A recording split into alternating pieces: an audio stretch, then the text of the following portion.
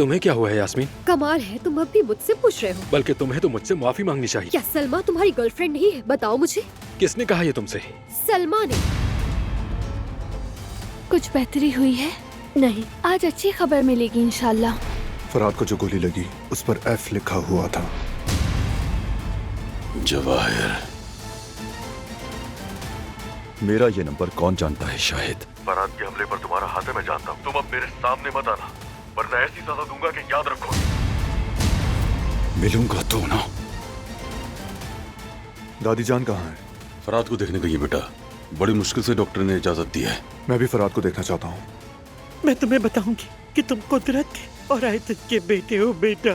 जान को, बारान को कैसे बताऊंगी कि मैंने कितना जुल्म किया है।